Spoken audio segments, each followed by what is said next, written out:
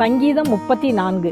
கர்த்தரை நான் எக்காலத்திலும் ஸ்தோத்தரிப்பேன். அவர் துதி எப்போதும் என் வாயில் இருக்கும். கர்த்தருக்குள் என் ஆத்துமா மேன்மை பாராட்டும். சிறுமைப்பட்டவர்கள் அதை கேட்டு மகிழ்வார்கள். என்னோடே கூட கர்த்தரை மைமைப்படுத்துங்கள். நான் ஒருமித்து அவருடைய நாமத்தை உயர்த்துவோமாக. நான் கர்த்தரை தேடினேன், அவர் எனக்கு செவி கொடுத்து என்னுடைய எல்லா பயத்துக்கும் என்னை நீங்களாக்கி ரட்சித்தார்.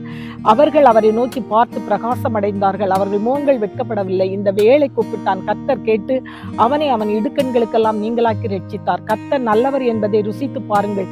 அவர் மேல் நம்பிக்கையா இருக்கிற மனுஷன் பாக்கியவான். கர்த்தருடைய தூதர்களே, அவருக்கு பயந்திருங்கள். அவருக்கு பயந்தவர்களுக்கு குறைவில்லை. சிங்கக்குட்டிகள் தாழ்ச்சி அடைந்து பட்டினியாயிருக்கும். கர்த்தரை தேடுகிறவர்களுக்கு ஒரு நன்மையும் குறைபடாது. பிள்ளைகளே, வந்து எனக்கு செவி கொடுங்கள். கர்த்தருக்கு பயப்படுதலை உங்களுக்கு போதிப்பேன். நன்மையை காணும்படி ஜீவனை விரும்பி நீடித்த நாட்களை அபேட்சிக்கிற மனுஷன் யார்? உன் நாவை பொல்லாப்புக்கும் உன் உதடுகளை கபட்டு வசனிப்புக்கும் விலக்கி பாதுகாத்துக்கொள். தீமையை விட்டு விலகி நன்மை செய். சமாதானத்தை தேடி அதை தொடர்ந்து கொள். கர்த்தருடைய கண்கள் நீதிமான்கள் மேல் நோக்கமாயிருக்கிறது.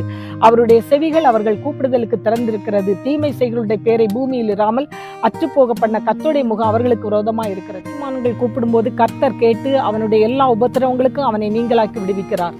நொறுங்குண்ட இருதயம் உள்ளவர்களுக்கு கர்த்தர் சமீபமாய் இருந்து நறுங்குண்ட ஆவியுள்ளவர்களை ரட்சிக்கிறார்.